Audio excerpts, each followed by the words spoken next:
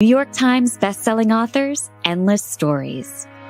Novelists Mary Kay Andrews, Kristin Harmel, Christy Woodson Harvey, and Patty Callahan Henry are four longtime friends with more than 70 published books between them.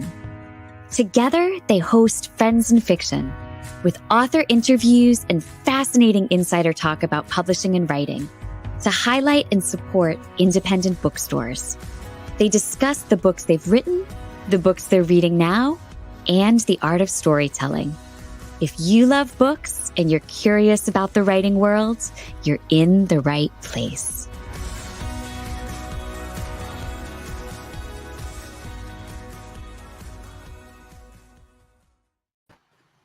Hi, everybody. It's Wednesday, and that means we're right here with you for Friends in Fiction.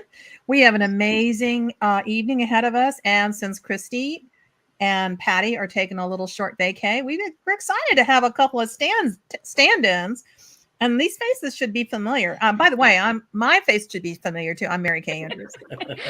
Hi, I'm Kristin Harmel. And I'm Meg Walker, the Managing Director of Friends in Fiction. And I am Ron Block, the host of the Friends in Fiction Writer's Block podcast.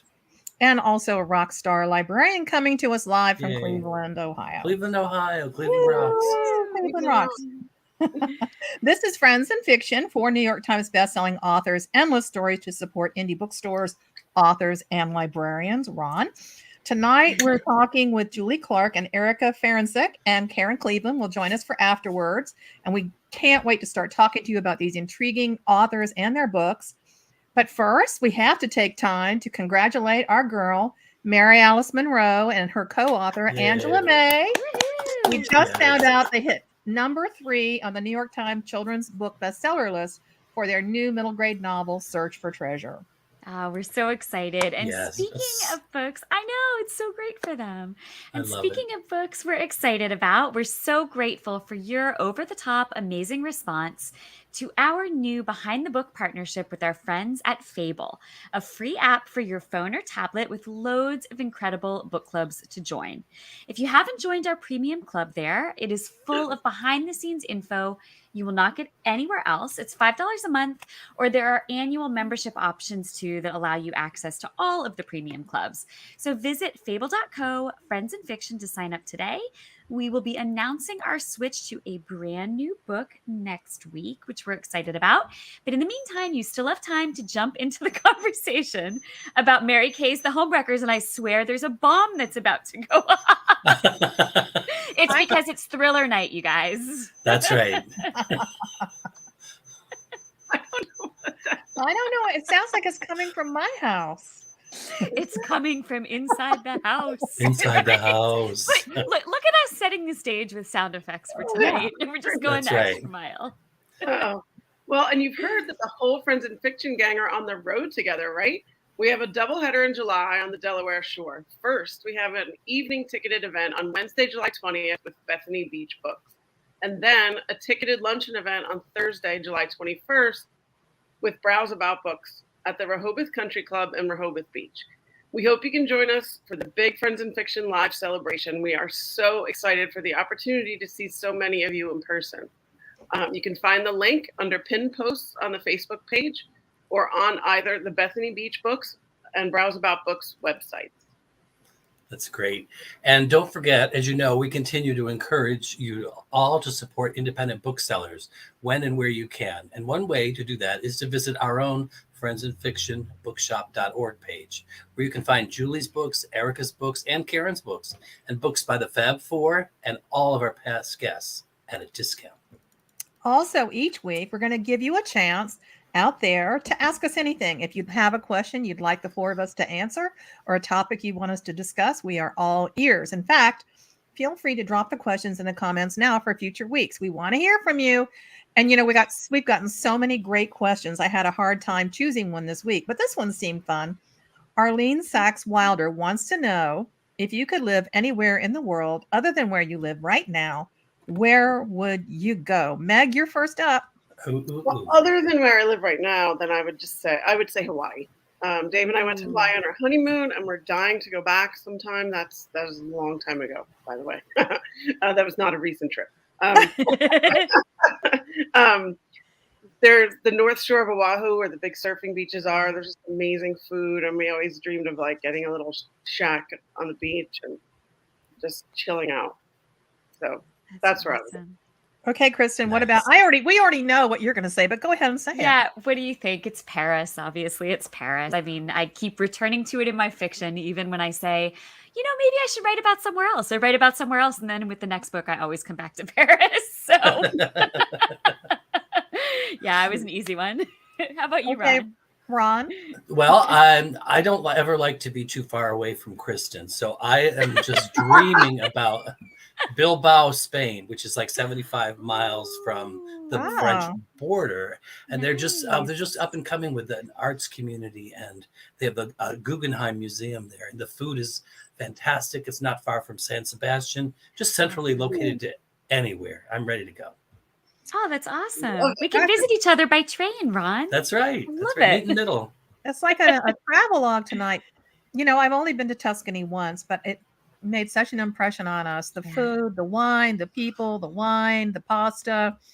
Maybe I would, move it over to the Amalfi Coast, though. Then I could have that gorgeous, sparkling turquoise water. Yes, enough about where we want to live. Let's welcome our guests for the evening, Julie Clark and Erica Ferencik. And we're going to start with Julie because we're doing alphabetical order. And Julie's a school teacher, so I think that's appropriate. Her new book, The Lies I Tell, I love that released yesterday. She is the New York Times bestselling author of The Last Flight and the Ones We Choose. Her novel, The Last Flight, earned starred reviews from Kirkus Publishers Weekly and Library Journal. Additionally, her debut novel, The Ones We Choose, which was published in 2018, has been optioned for television by Lionsgate. Julie lives in Los Angeles with her 2 sons and a golden doodle with poor impulse control. I want video. Yeah. Okay. So we already know her new novel, The Lies I Tell, was just released yesterday. This book snagged my attention with the first sentence, and I could not put it down until the last page. And I think that Julie's going to owe me some sleep hours for this. Anyway, Alan, can you bring Julie on? Hello. Hi, Julie. Welcome. Thank you. Thanks so much for having me. Oh, it's our entire pleasure. First, we would love it if you would tell us, give us the elevator picture about The Lies I Tell. What's it about? So The Lies I Tell is a story of Meg Williams, a female con artist who travels the country under assumed names, creating elaborate backstories to back up whatever lies she's telling. And she's been traveling around doing these cons for probably 10 years with a sole purpose of building her skill set so that she can come back to Los Angeles and con the man who she believes destroyed her life 10 years ago. But what she doesn't know is that there's a woman in Los Angeles who's waiting for her to return, an investigative reporter named Kat Roberts. And Kat was collateral damage on a con that Meg pulled a long time ago. And Kat has been waiting to get her revenge. And so it's a story of justice and revenge. It's cat and mouse. You're not really sure who's the cat, who's the mouse. But hopefully, by the time you finish it, you'll know. Ooh, I love that. Okay, so Julie, your book has dual points of view. You were just telling us about Meg and Kat. I'm always interested in character arcs, though, because I think that especially in books like this that are so driven by those characters and by the journey the characters are on, the arc that they take in terms of who they develop into is so interesting. So can you talk to us a little bit about how these women change over the course of the book and how that impacts the plot? I can a little bit, but I don't want to tell too much. Without spoilers, yes. Spoil the end. But I will say that one of the things that's really important to me that I kind of carried over, my first book was a women's fiction book, and then I jumped into the thriller lane. But I kind of carried from the women's fiction lane that idea that there needs to be an emotional arc and not just a plot arc. Yep. That's really, really important to me. And you get that emotional arc by getting your characters to change and grow and learn something. And I always start with, what does my character want? Yeah. And then I stop and think, okay, then what does my character need? And that is always two different things. They need to be in conflict. And so that's where their want and the need comes into conflict. That's that's where the story lives, I think. I love that. That's beautifully said. Yeah. Well, I read that your decision to create Meg was born from your fascination with true crime podcasts. And I mean, who isn't fascinated with true crime? Right. And Who isn't? especially con artist stories at the moment? Yeah. I mean, I devoured Inventing Anna, as did half the world, and the Tinder Right. Shopper. And then I also did a really good Audible original. I don't know if you've listened to it, called The Miranda Obsession, about a female con artist. No. And I thought I did all the research on female con artists. The Write that one down. Obsession? Called The Miranda Obsession, and it was produced and starring the woman whose name I can't remember, who plays the marvelous Miss Maisel. Oh. Okay. Yeah. Rachel. Yeah. Brosnahan. Yeah. She does the voice of Miranda, but this woman cons like all these famous rock stars and movie moguls and stuff. It's a true story based on this woman in the 1980s. Wow. Anyway, so I'd love to hear your take on why are we all so obsessed, not only with true crime, but specifically with con artists? Like, what draws us to these stories, do you think? I don't know. I mean, I am always really interested to approach it from, well, how do people fall for it, right? And so I did some research into kind of the psychology of con artists, and I actually read this really helpful book called The Confidence Game by Maria Konnikova, and it's all about the psychology of how con artists work and how do they. It's why the subtitle is Why We Fall for It Every Time, and why we fall for it every time. And so I feel like that's important for my book, because I wanted to have two con artists who were very much trying to infiltrate people's lives, but not in a way that's like overt and hard hitting. Right. And so Meg, my main character, she uses social media a lot to sort of. Yes, I do. Oh, sorry. You're not talking about me. Yeah. No, Miranda. No. And she finds her targets through social media, but she doesn't target just anybody. I mean, Meg is the kind of character who's doing the wrong thing for the right reasons. And that is really important to me. I love those characters that live in that morally gray area.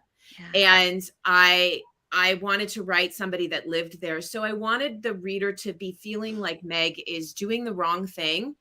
And yet we understand why she's doing it. And it kind of goes back to Kristin's question about character, is that if you understand sort of where people have come from and what their background is, then you have a better understanding of why they're making the choices they're making. Even if they're making really bad choices, you understand it and you're like, well, I wouldn't do it myself, but I'm kind of glad she is, because I'd like to see how this works out, you know? And so I think with con artists in particular, they're really fun to write because they're very enigmatic and engaging and dynamic, and everybody who spends time around a con artist gets sucked into it. And so my main character, Kat, even though she knows who Meg is, she knows what Meg does, is not sure what Meg is doing right now, but she knows that Meg is a con artist. She finds herself falling under Meg's spell as well at times. She has to catch herself and remind herself. She loves Meg's stories and the way that Meg tells things that happen. And Kat's like, she knows that they're all lies. She knows that none of it is true. And yet she still finds her completely engaging. And that was really, really fun to write. I bet. I bet. Okay. So, yeah. I mean, part of what she's so compelling because she's, I mean, I don't want to give too much away, but she, these people are bad that she's going after, and you end up, even though she's a bad guy too, you really do root for her in a way. Yes, and because she does target very specific types of people. She's not somebody that's going to take the little old lady at the grocery store and move in and squat at her house and then you can't get her out, right? Like those are not the people that Meg targets. Meg targets powerful men and generally corrupt men. And so she feels that,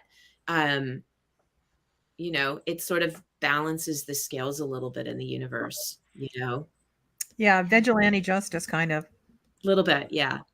Well, let's talk about described it, Kathy, Mary Kay, and you're in the video that you made about the book. You called it Robin Hood Justice. I love it. Yeah, Rob. Yeah. One of the things I like about it is I can see readers saying to themselves, I could be that smart, or no, I totally could not. No. Right. Right. Exactly. But let's talk about Kat, the reporter. I'm a washed up newspaper reporter, and Kristin is too. I love Kat's grit, but what I loved even better was her vulnerability. Yeah. And you peeled those layers back so beautifully that I knew that at the core there was a crack. But I was wondering, what made you decide to make Scott, her seemingly good guy? Don't spoil it. Okay.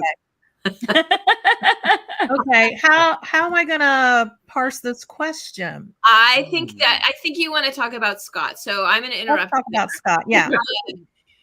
Scott, and she's very open about her relationship with Scott. Scott's a good guy, and he's a police officer. He's actually a fraud detective, and he knows a lot about the world in which Meg moves.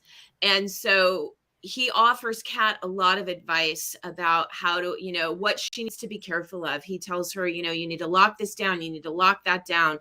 And he's really helpful, but he also has a gambling addiction and he's in recovery. And Scott, Scott's a flawed person and a flawed character, but he's a good man.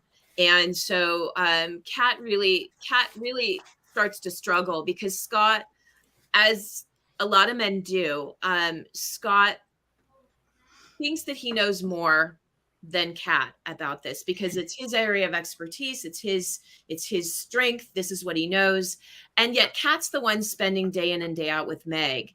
And so again, it's that, there's a little bit of mansplaining going on there where, Kat wants to say like, I do have instincts of my own. I do have a good gut sense of like who this woman is and what she's doing. The reader may or may not agree with Kat's instincts though. And I think that, it's also a commentary, I think, on women and our instincts and how often we're told to ignore them. Yeah. Yeah, definitely. I thought those were such interesting choices that you made, and that you colored Scott in tones of gray. Yes. Yes. I mean, I think all of us are colored in tones of gray, right? Like I'm in tones of blue. I like blue. But I think like jewel the point of a novel is entering at the moment when stuff's about to happen. When people are not being their best selves, they're not making their best choices. There is no interesting novel about my life where everything is going well, And so I think that we have all had those periods in our life where things are not going well, or we are dating the wrong guy, or we are married to the wrong guy, or we're doing things that we are not really proud of. Yeah. And like, that's the entry point of a novel, that's where you start. Wow. Good stuff. I love it. Good stuff is right. So you talked a little bit about your research in learning about the art of the con, but I was intrigued by all of the things that, all the skills that Meg possessed. And I won't go into what they are because you learn about them in the book. But did researching all of that and kind of getting into her head, did that make you more wary of people around you? I'm super paranoid, like by nature. I'm a very paranoid person. I have had this friend request sitting in my inbox for probably 3 months now. And I keep asking other friends, like, who is this person? Who is this person? We have mutual friends and I won't accept it. Like, I don't know who this person is. I'll delete it. I'm sorry. I'll delete it. I'm very paranoid about that. It's Keanu Reeves. Ron, it's not you. It's Keanu Reeves. Yeah, that's right. It's not. Yeah, sadly, no. But yeah, I'm a very, very paranoid person. And, I play this game with my son all the time. We're driving around in, traffic. We're sitting in traffic. And, I look at the car next to us and I'm like, what do you think she's got in her trunk? And I love it. And we see the same runner every day. when we're on our way to school, and we've named her. Her name is Shannon. She has orange shoes. She has a job. She's got a dog. Like it's just the way. It's the way my brain works. Yeah. Yeah. My husband went out fishing with a fishing guide down in Apalachicola this Friday, and he found somebody referred the guy to him, and he talked to him on the phone, but he never met him. And so I drove him to the marina to get picked up, and I walked out and I'm like, I need to talk to you. I need to see you. I need to take a picture of your boat with the registration, because if he doesn't come back, I need to know. And the guy looks at me and goes, lady, I want to come back as bad as he does. So that's what 30 years of writing about murder will do for you. Yeah. Oh, that's funny. Exactly. Oh my God. How do you both sleep at night then? I would be like freaking out. Yeah. Friends reruns. The only thing that turns my brain off, Friends reruns. Oh my God. Yes. Some of the detail you wrote into the book about some of the real estate cons, I was thinking, like, this is my worst nightmare. Like, Yeah. if it's an area you're not savvy about, like I would never in a million years dream there was a way to set up like a fake escrow account, and that you were. I mean, so how did you research all of that? Do you have any expertise in that area, or did you have very carefully? I come from a real estate family. My mom sold real estate for a very long time, so I kind of grew up with the terminology and understanding how transactions work and what escrow is and how escrow is paid. I mean, here in California, I think it's different in every state, right? Like here in California, you don't need an attorney to be buying and selling real estate, but I know in other states you need to have a real estate attorney as a part of the transaction. So it's one of the reasons why I said it here in Los Angeles, because I was very, very comfortable with how it works here in LA. I have a good friend who's a current real estate agent now, and so she read the book and I ran everything by her.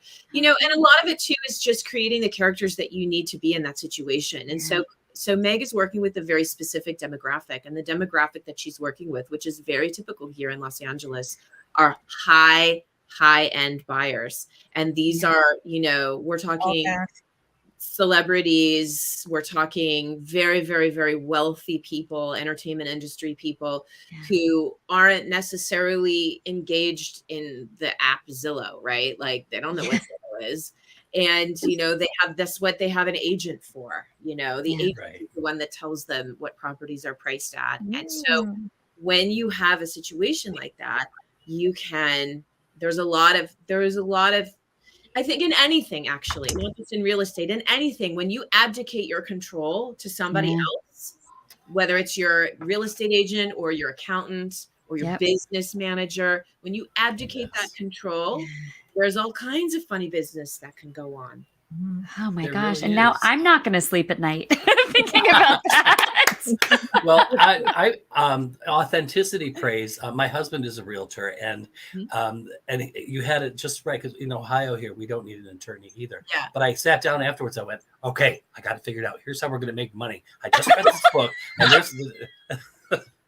here's what we're going to do. We're going to have fake escrow accounts, and Ron will be moving to Bilbao. How do I say it? Yeah, I'll be there. I'll be there real soon. How do you think you can afford that house in Spain?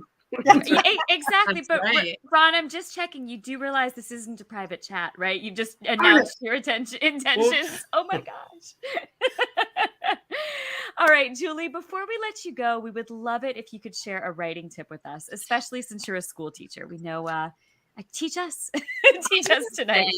I'm good. I've been giving this one out left and right, and I couldn't remember who said it, but I finally found the book where I found it. So I found this writing advice in this book called The Scene Book by Sandra Schofield. And I bought this when I first started writing, like when I first started really writing seriously for publication. And in the introduction, she had this advice for aspiring writers. She said, basically, in order to do this job, you have to do two things. Number one, you have to think of yourself as a worker. And number two, you have to show up at the job. And that's it. That's all you have to do. Think of yourself as a worker and show up at the job every day. I love that. That's brilliant. Mm-hmm. I thought so. It was on my computer for the entire, for the entirety of, Great advice. Everybody out there, put on your yoga pants and get busy. Yeah. But Julie, you actually have a full-time job. So grade? I teach 5th grade. And so I wake up very, very early in the morning and write from about 3:45 to 6.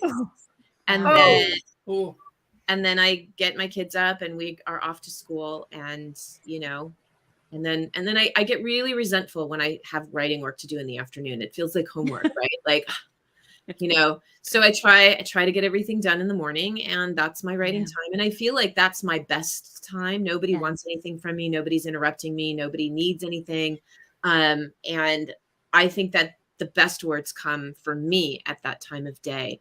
My brain is a little bit softer. I can be a little bit more relaxed about it. And I also believe that, you know, not writing every day, you know, or writing about my writing, but not writing my writing is also an important kind of tool in my toolbox to kind of keep my brain loose and flowing, you know? Yeah, those are all great tips. Julie, we hate to let you go because there's so much more we want to ask you. Thank you. But maybe our viewers will leave questions on the Friends in Fiction page, and we would love it if you have time, come back and answer some of those questions. I would be happy to. Thanks so much. That would be great. Great to have you tonight. Great. Please accept my friend request. She's already out. She knows you're going to con her, Ron. She knew it. She heard you. Yeah. She has an airport run to make. All right. I hope everyone will check Julie out online. She's going on a big tour and she's got lots of dates. Check her website. And it's her pub week. It's the most important week in the life of a book for any author. The most important week is that first week. So get that book. All right. Now let's introduce our second guest for the night, Erica Ferencik. So Erica Ferencik is an award-winning author of adventure novels, which feature women who brave not only internal struggles, but also face challenges in their environment, such as remote forests, which, does that sound familiar, right? No, I like writing about remote forests too. Steaming jungles, which I have not written about, and desolate icescapes. Ooh, that's right.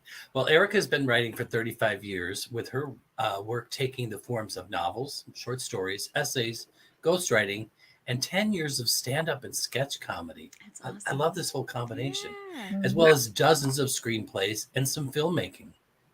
To research her novels, including The River at Night and Into the Jungle, Erica has ventured deep into the remote forests of the Allagash territory in northern Maine. She's rafted the Amazon River in the jungles of Peru and explored the desolate fjords of Greenland.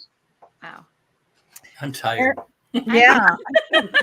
All that rowing. Erica's new thriller, Girl in Ice, was released early this year in March. Erica, welcome. Yay. Thank you. Thank you so much. You think you're tired. Oh my God. I'm exhausted. I bet. Well, you are. I mean, first of all, this cover, I was telling you earlier, you know, it's 98 degrees in Atlanta where I live, and I just feel like I could put this like to my forehead and cool down. So, I highly recommend that.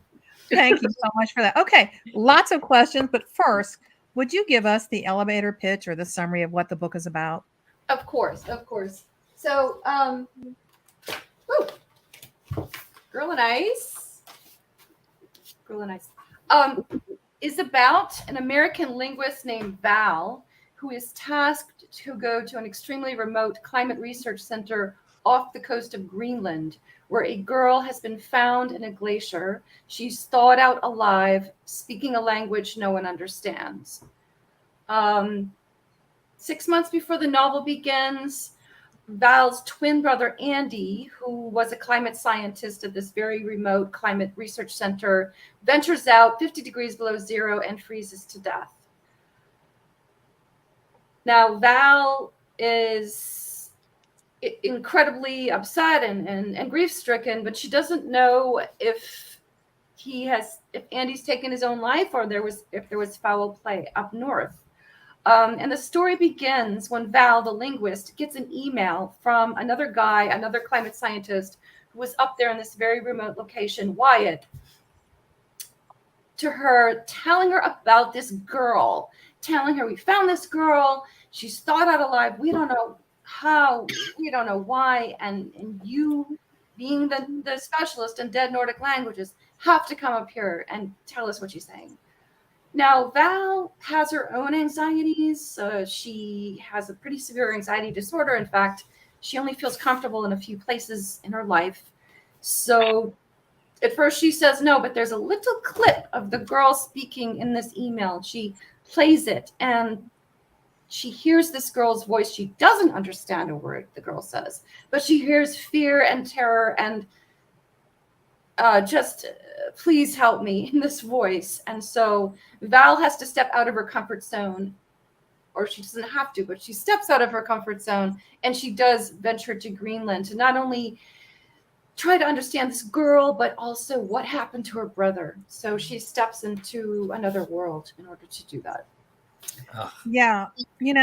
Valerie, your protagonist of Girl in Ice, as you mentioned, she suffers from really crippling anxiety. Yeah. And she's literally stuck in ice, almost in a suffocating world of her own making. Right. Now, my question is, how is someone like you seem to be fearless about your travel. I mean, I'm reading about you being in the Amazon with anacondas like breaking over trees. In my hair. Yeah. So you seem to be pretty fearless on paper. How does someone like you understand someone like Val? And how we talked earlier with Julie about character arc and how that changes over the course of the plot? Well, I think we're all pretty terrified. I know I am. I mean, I wake up scared every morning. Am I going to be able to do all the things I need to do? Am I going to be able to write when I need to write or things like that? I think as authors, we take little parts of ourselves that exist in some form and amplify them or tweak them in a way so that we can find the character that we're trying to create. I'm not that fearful of a person. That said, that's a lie. I was terrified. lying. I was terrified before I went to the Amazon because, I mean, have you read about what can kill you? Yes, I would be terrified too. Yes. The plants want to kill you. The insects want to kill you. Everything wants to kill you and eat you. I mean, and so, for all my books, I read so much about, I must have read, 25 books about the Amazon. Terrifying myself, The River of Doubt by Candace Millard. I mean, they'll just curl your hair. So I was like, I almost didn't get on the plane. And and I think fear is really fascinating. I mean, I had to break down my fear. I had to say, okay, what's the first step? Okay, the first step is you're gonna fly to Miami. What could happen? Fly to Miami. Okay, check. The next one is fly to Lima, Peru. Okay, and so I had to take it like that. Yeah. And I also had to think, okay, well, not everyone is dead in Peru, Erica. It's not like they're all dead, and so you are entering another society. The same was true for the Arctic. I was entering another world, and what I had to do to survive, what I had to do to survive my research was understand the world that I was entering and how to survive that. And I mean, I guess quickly, for the jungle, I was walking with my guide, and it was the first couple days that I was with him, and I was talking as I talk a lot, and I was talking loud like an American because we talk loud, and we were in the jungle, and then I was keeping back from him a little bit, and he came up to me, native Peruvian guy, sweetheart. He's like, Erica, shut up. I mean, he didn't really know how to say it nicely, so I said, what?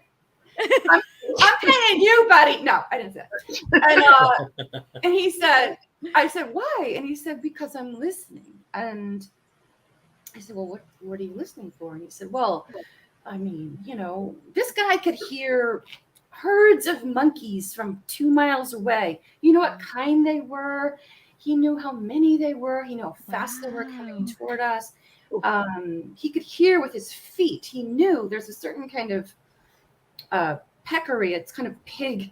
It travels in herds, and they're quite vicious. And they come quite quickly. And one day he said, okay, we need to find shelter immediately, because he had heard with his feet this herd of peccary coming. Wow. So we had to take shelter. There are these massive trees. They're called lupuna trees. They're 20 feet. They're 40 feet around. So I was like, why do we have to do that? We did that, and we hid in one of these massive root systems. And so this herd of peccary just flowed around us. Oh my gosh. And so I guess what I'm talking about with fear, I think we all have to deal with fear every day. And I think it's really instructive. What I've learned about fear is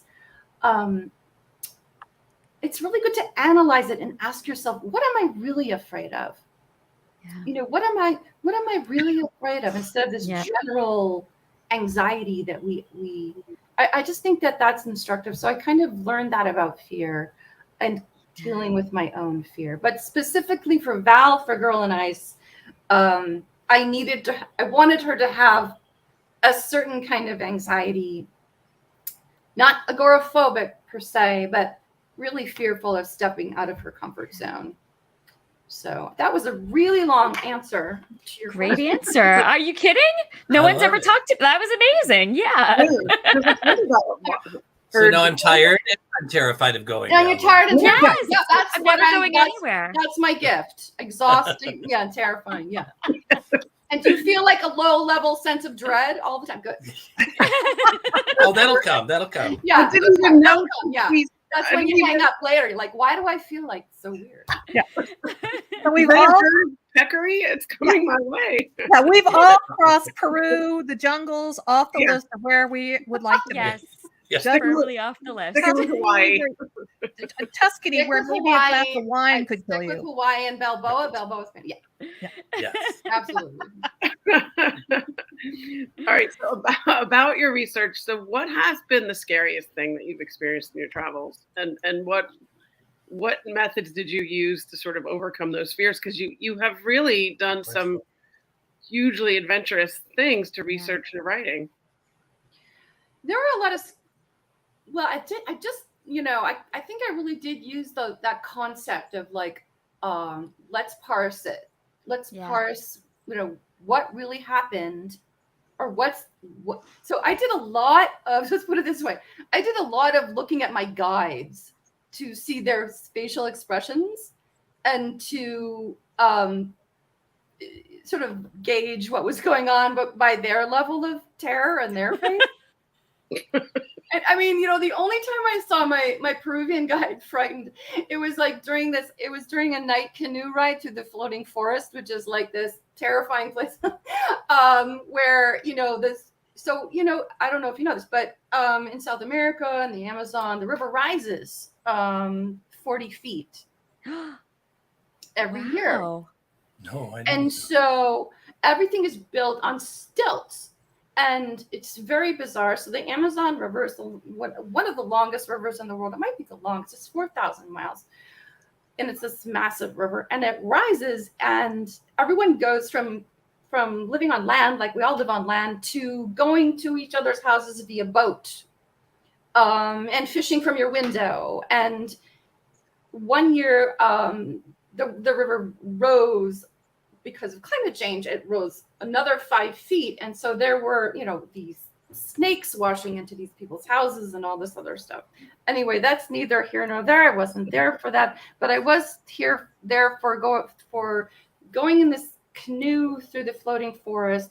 And nighttime, all we had was this light, the headlight, and this electric eel like jumped out of the water. Electric eel can stun a horse. It will kill you. It looks like it was like this giant tire jumped out of the water and like twisted around and fell. And that was the only time I saw on my guide's face just this flicker of like, what the F was that? Oh my God. He's like, but I didn't get a picture of that.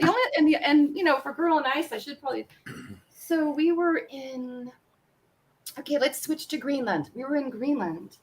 And we were in this fjord. All a fjord is, it is just an inlet with extremely deep. It's very, very deep, very, very cold. And there was this one fjord called the Iceberg Graveyard. And it was so cold because for whatever reason, the ocean currents washed in these massive, massive icebergs. And, you know, I'm talking 10 stories, you know, 20 city blocks long. So we were in there with our kayaks, and all the time we heard the icebergs cracking and breaking and like gunshots going off. So I asked the guide, like, what would happen if one broke, you know, because, and he said, well, you know, what you need to do if you hear something break is turn your kayak toward the sound, because a massive wave will be created and it will flip your little kayak in 30-degree water. And he said, he didn't say you're going to live. Turn your kayak toward the sound. And yeah, so that was frightening, but it's really interesting. What I know, I'm sure you've experienced, maybe you haven't, I don't know, but have you ever been in a quote frightening situation and you just kind of, you're so in it and you don't feel the fear at the time. You just feel very aware. You know, you almost have this third eye that opens, like you're going down a scary alley, right? Or you're maybe even you're writing a scene that's frightening you. You're so into it, right? Yeah, that you almost feel your third eye opening up and looking out for you. Yeah. So that's kind of what happened in the jungle. I learned to shut up, you know, and listen. I want to be quiet and let the guy who can hear through his feet do all this. Yeah, you do all of it. You just let me know. I'm like, you do that. You go ahead and listen for the peccary. The white-lipped peccary that are going to just... They're so dumb. They just run over you. Anyway. Oh my gosh. Okay, so Erica, I am curious. This is such an astonishing idea for a novel. I mean, The Girl in Ice in the title is literally a girl from an unknown tribe found frozen but alive, right? Right. So how did this idea come to you? And how did you decide to make what many would regard as sort of a quantum leap into speculative fiction? I mean, it's such a different kind of book. I'd just love to hear about how you came up with the idea. Well, I'm totally a whack job. That's the first answer to the question. What are you going to write about? Oh my God. So I was walking behind my house. I live in the Northeast, outside of Boston, and it was winter of 2017. And I walked by this pond, you know, this totally frozen pond. And I saw at the edge of the pond, there were 3 juvenile painted turtles. They were frozen mid-stroke, like, you know, and their eyes were open. And I thought, they don't look alive, but they don't look dead. So I ran home. I was like Googling, you know, what can freeze? I mean, not go into a torpor, but what can freeze and thaw out and be alive? And it turns out there are lots of creatures that can do that. There are, I mean, certain alligators can do that, right? Certain crocodiles can do it. Frogs, wood frogs can do it, and so on. So now they possess a certain cryoprotein that we do not possess. We can't freeze ourselves. As far as we know. As far as we know, we can freeze a zygote, which, you know, an embryo, it's around 120 cells. We do have that technology. In any case, long story short, I just thought, I don't know, I just pictured a girl in a glacier and she was running and I just saw her foot from the side. And I thought, what is she running from? She's running from something. And what's her story? And I had to know, you know, I've always, I guess I try to write books that I wish existed. Yeah. But as far as I know, do not yet exist. I think we all do that, right? We have some idea that, you know, I wish someone else would write it, right? Which sure would be a lot easier, but right. But then we get to write it, and then we have to write it, and that whole thing. But so I guess I liked this idea because I love science, I love languages, I love books that you read them and they just go along the edge of what's real and what maybe isn't but could be. So I think that there's a lot of elements in this book that do that. Yeah. That sort of walk that line. And again, I just love to create what I would love to read. Yeah. And I tend to have that. I mean, you have to sort of buy it and when you read this book, you have to sort of, at least for the duration, Yeah. kind of go along with it. I love what you said I read a Q&A and you talked about you'd read Frankenstein. Yeah. Talk about that for just a second. Sure. We gotta get to Ron's question. Yeah, no, sure. Real quick. So the Frankenstein, I just love the concept of Frankenstein. I don't know, just sort of the whole story of Frankenstein just breaks my heart, But there's a scene. I was a painter, so I have a lot of visual stuff in my mind. But in a 1931 black and white film, and it's the end of the film, and he's been, hunted, and he's bloody, and he's pissed, and he's sad, and he's just this blocky, black silhouette, and he's disappearing into this blizzard. It's actually Mont Blanc, and I just that just has stayed with me, and I for like 30 years, that image, and there's no Frankenstein in this book, but just that feeling. I just love that sort of eerie feeling. I mean, you read Frankenstein, you buy it, you're in. Someone made a person with body parts and they're alive. Yeah, that's you're like, what? Oh, so tell me more. Right. right. Well, then what happened? Yeah, and the little girl Sigrid is so not Frankenstein. Right. She's just as yeah. She's not Frankenstein. Don't anyone be scared of that. No, she's just No, I love it. But like Frankenstein, like your book, you just kind of have to believe that it could happen. Yeah, like that's kind of the hook for people to bring them in. But I want to get away from that just a little bit. We want to leave the snakes and the electric eels and the Frankenstein and the cracking ice aside. But you've done stand-up comedy and written sketch comedy as well. How do those skills translate into your writing fiction? Well, I'm not funny anymore, so that sucks. But I could argue with you. Well, I don't have the pressure to be funny, so that's really good. But so stand-up comedy taught me a lot. I mean, you have to be on time with new stuff and it's brutal. It's brutal. Like publishing is brutal. We have to. We get reviews. You want to learn about rejection? Do stand-up comedy. But it was instant publication. I was able to right away just parse a joke, parse an idea. But it really taught me discipline. And you don't really understand how much material is in 5 minutes. Yeah. That's a lot of jokes. I mean, the American public is trained when we're going to watch comedy to laugh every 19 seconds. Huh. It's boom, boom, boom. Well, the traditional comedy things are changing. But so you have to, and another thing that I guess I learned was, we're constantly have to be aware as authors, who is our audience? Who is our audience? That said, we can be crippled by that as well. It's like, well, they won't like it if I do this. It's a double-edged sword. We sort of need to know who we're writing for. At the same time, we have to set our minds free. And that's part of the mental gymnastics. I don't know about you, but that's what I start out in my writing studio. I need an hour just to like calm down, just be like, oh, I'm here, It's like I had an hour today to write. I'm like, that's such BS.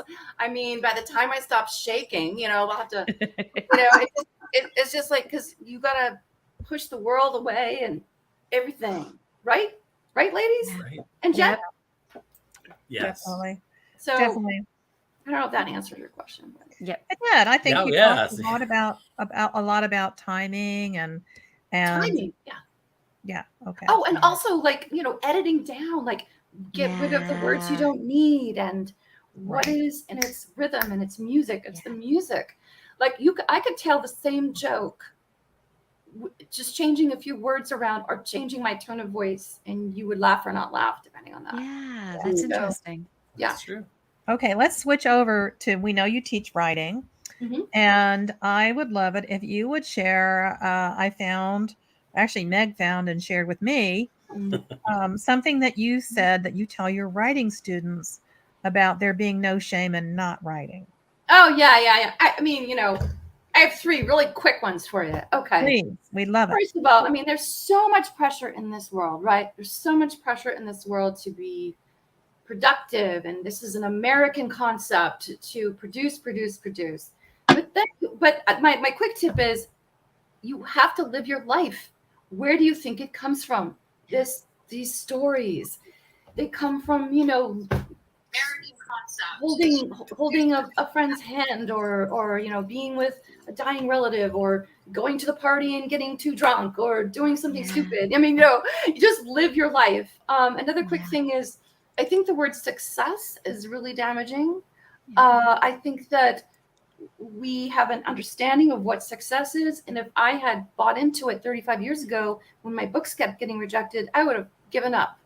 So be nice to yourself, love yourself, be kind to yourself, forgive yourself. What's success for you? Maybe it's you entered a contest and you made the deadline, or maybe you learned how to write dialogue a little bit better today, or maybe you understood who a character really was, or something like that.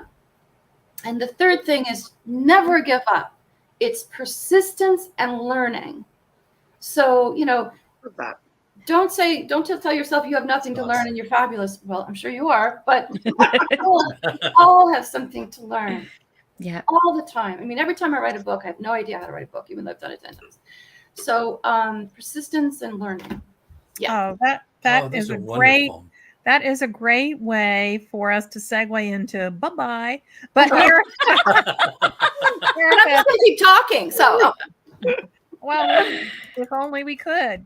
We That's love right. talking to you tonight and having you share your wisdom, and thank you. So wonderful to have you tonight. So everybody, if you have not gotten Girl in Ice, this is a perfect time to get it. It's set in Greenland. You'll love it. Thank you. It's been an honor to be with you guys. Thanks so much for being here, Erica. Thanks for being here. It's awesome. Bye. Thanks, Erica. I know there's so much these ladies have to talk to us about tonight. We hate to leave it, but we've got a lot of stuff going on, and we have some housekeeping announcements, and we want to make sure you stick around because we have a great afterwards. That's what we're calling our after show now. I wonder who made that up. I don't know. I love it. Some slacker. In just a few minutes, we're going to welcome Karen Cleveland to preview her forthcoming domestic thriller, The New Neighbor. Well, just a quick reminder of our Writer's Block podcast. We'll always post links under announcements each time a new one drops. A new episode launches every Friday. On the last episode, the wonderful Meg and I got to talk with comedian, actor, and author Michael Ian Black about his book, which is just out in paperback, A Better Man, a mostly serious letter to my son for the Father's Day episode.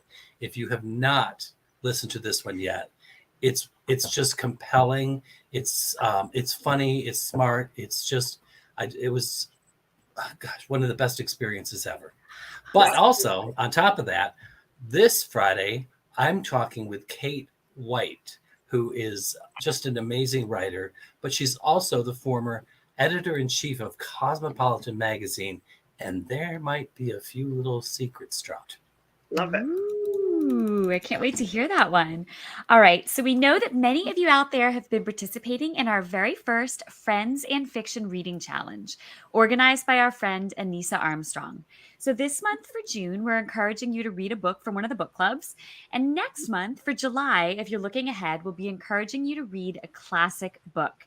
And if you're looking for a way to keep track of these books and your other reading, we would love to recommend our beautiful reading journal, available in the Friends and Fiction merch store at Oxford Exchange. And the pages are not dated. You fill in the dates yourself, so you can start anytime. It's not like it's not like starting late means you've missed half the year. You just start when you start. And it's a great reading journal. And we're not grading you. I am. I mean, speak for yourself. I'm collecting all the assignments. Yeah. Oh, okay. Of course. Kristin Judgy McJudge. Kristin and I will be on the That's me. border of France, Okay. judging them. We'll be judging in the mountains. Ron is going to fleece everybody and run off to Balboa. Okay. That's But right. in the meantime, the Friends in Fiction official book club, which is different than Fable, which I think we've explained, we are having a blast. They are having a blast. If you're not there, well, you're just missing out. I had so much fun meeting with the group Monday night, and you can still watch our discussion about the homewreckers on the book club page. The group, which is a separate Facebook page and is run by our friends Lisa Harrison and Brenda Gardner, better known as PB&J, now more than 12,000 strong. They choose a book each month, and they have happy hours with our writer's block friend, Ron Block. That And guy. horrible.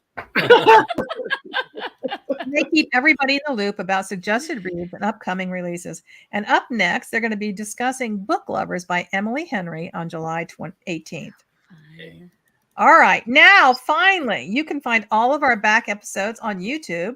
We're live there every week, just like we are on Facebook. And if you subscribe to our YouTube channel, which we hope you will, you won't miss a thing. Be sure to come back next week, same time, same place, as we welcome Ellen Hildebrand with her newest, The Hotel Nantucket, which, by the way, just debuted on the New York Times list at number 1. Yeah, Number Ellen. 1. So excited. Go, girl. And we're going to have Jamie Brenner with her newest, Guilt, and Robin Carr will join us for Afterwards. That's a great lineup. I It think is so. a great Yeah. lineup. Well, speaking of subscribing, make sure you're signed up for the Friends in Fiction newsletter. We send a new issue every Wednesday, and we always include exclusive Q&As with our guests. This week's Q&As with Julie Clark and Erica Ferencik were really good. They were particularly good. And I thought so too. yeah, they definitely cover lots of info that we don't get to on the show. So definitely sign up for the newsletter. All back issues are available on the Friends in Fiction website. So check those out and make sure you're signed up. Yes, definitely.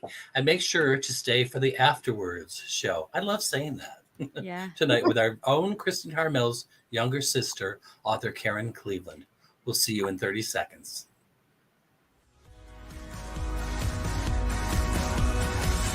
Thank you for tuning in. You can join us every week on Facebook or YouTube, where our live show airs on Wednesday nights at 7 p.m. Eastern Time. Also, subscribe to our podcast and follow us on Instagram. We're so glad you're here.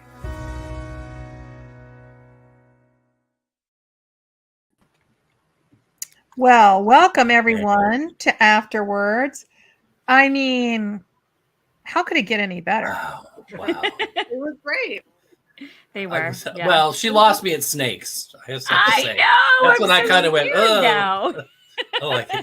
I can't stand them. But I felt, that's one of the fun things about this show. You hear of the story behind the story, and the authors, I think, are so generous with talking to us about what was going through their head when they were writing the book.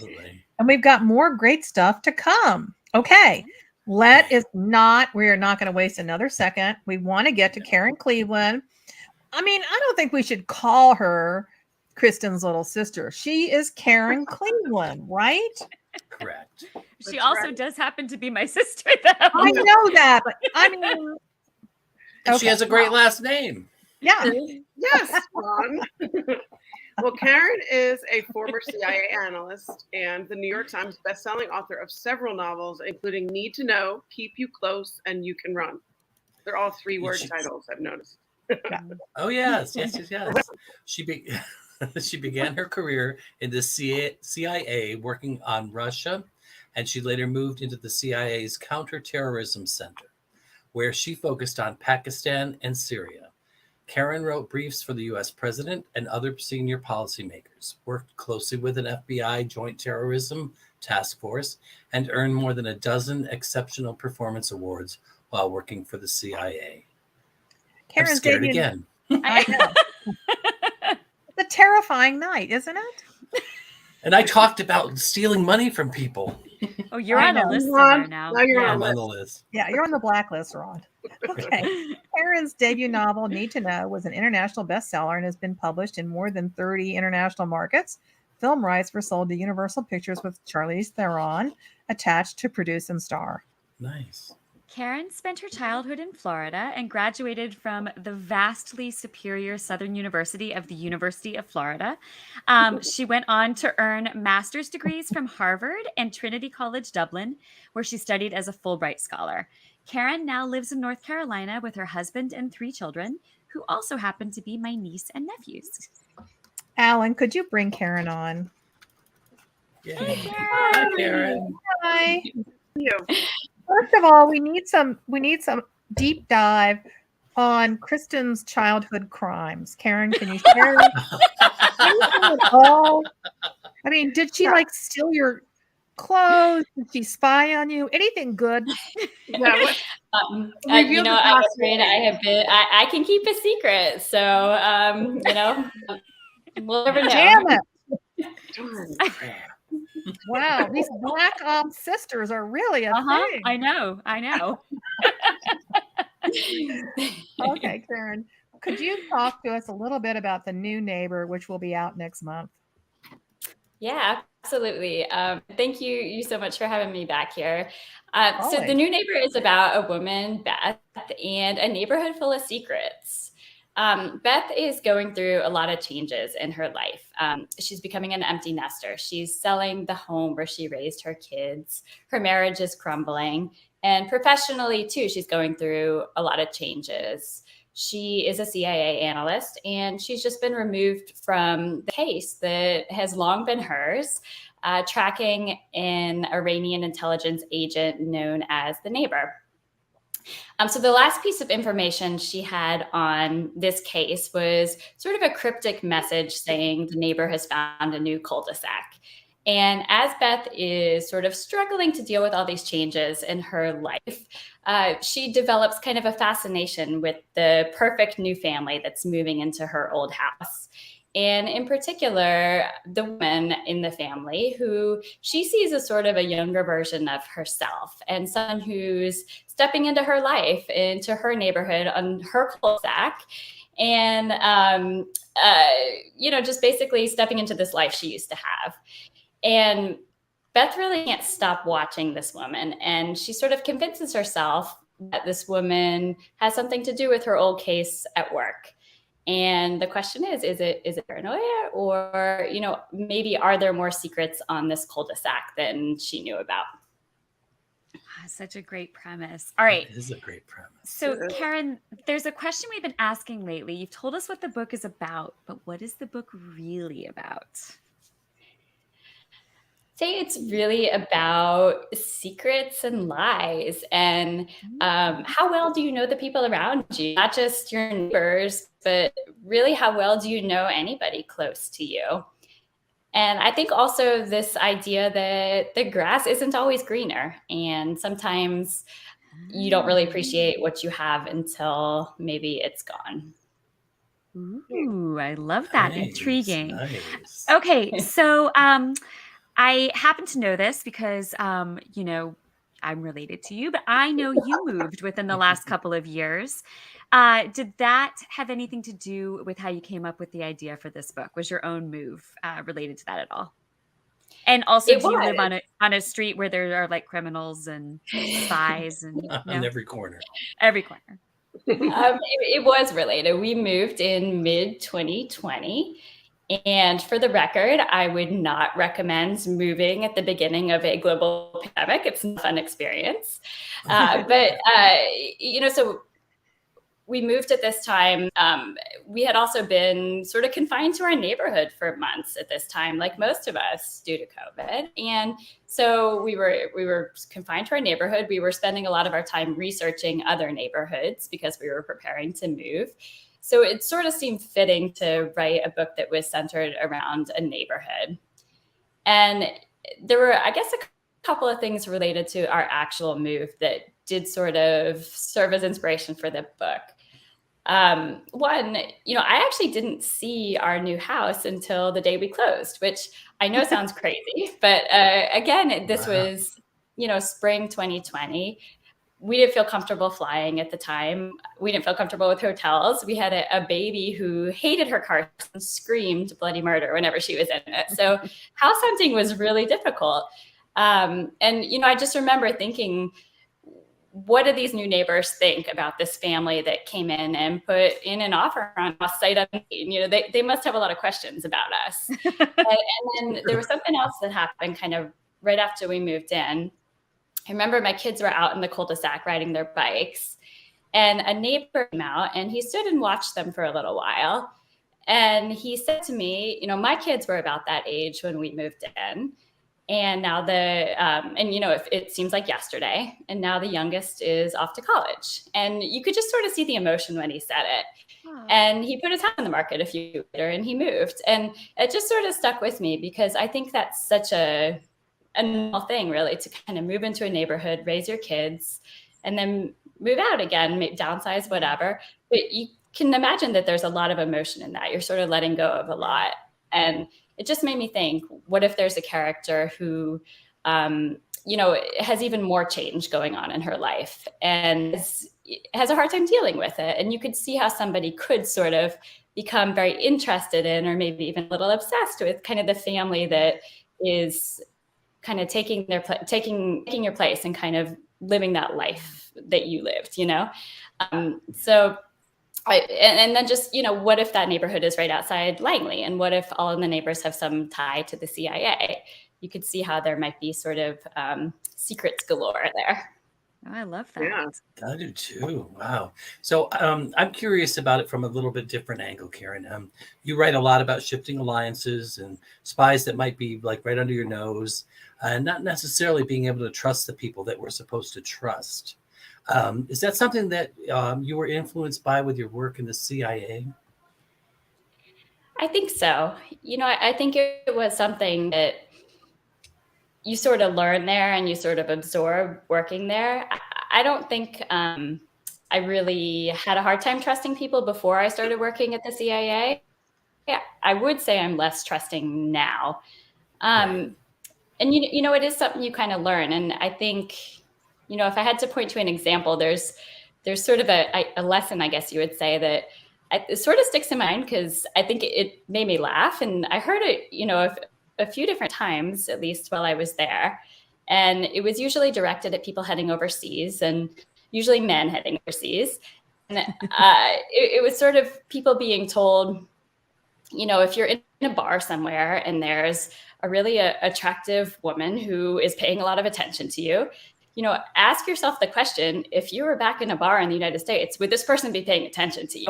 And if the answer is no, you need to think about why. Because just because you've gone overseas doesn't mean you're any more attractive or any wittier or anything like that. So, and it always sort of made me laugh, but I think it just does sort of speak to the mindset that you're taught, which is that you can't really ever fully trust anybody, and you have to sort of think what other, intentions people could have. Right. So did you have to amplify some of the things that you learned in the CIA when you switched to writing fiction? Did I have to what? I'm sorry? Amplify the paranoia and the mistrust. Yeah, I think so. But, I think it's sort of easy to do in a way because, I think it's something that I kind of maybe absorbed in my own life and everything. When I met my husband, I was working at the CIA, and I did kind of think to myself, is he really a good guy, or is he maybe not who he says he is? And that was sort of the inspiration for my first book, Need to Know. So I think that there is kind of a lot about what you pick up there that you can kind of use in fiction. Yep, that makes sense. That makes sense. I'm curious how some of your colleagues that you stayed in touch with feel about your work, since you so directly address the CIA. And has any of the feedback you've gotten from them been surprising? Oh, good. Nobody has said anything bad about my writing to my face, at least. I think that people find the novels fun, and They're definitely not sort of heavy spy thrillers. This one in particular, I think really is kind of domestic suspense with the little splash of the CIA. So, I hope that they are fun reads for ex-CIA and non-ex-CIA alike, I guess. Do you think you'd ever write a domestic thriller that didn't involve the intelligence world? Or do you feel like that'll always be at least a certain part of what you write? No, I guess that's not something I've really considered. I like what I'm writing, and I think, who was it on the Afterwards last week? Kate Quinn, who was talking about kind of finding a unique story in a crowded genre, sort of. And, I feel like there's a lot of domestic suspense out there. There are a lot of books about neighborhoods and neighbors, and I think having a little bit of a CIA angle in there is something that kind of helps me come up with unique ideas. Yeah, absolutely. Yeah, that makes sense. Yeah, I definitely can see that. We're watching the remake of the Ipcris Files right now, and it's like, ooh, I'm really into this.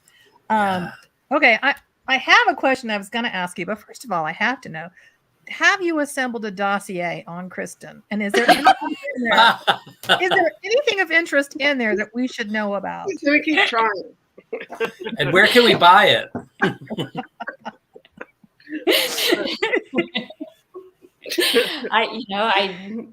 She's perfect. She's honestly perfect. She really is.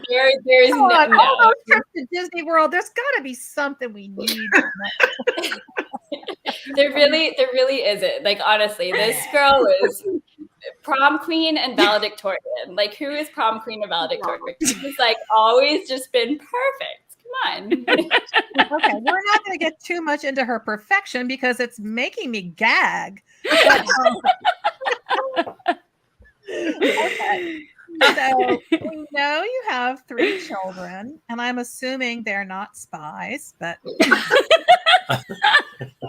and I know they're young. We love to ask our guests about writing tips.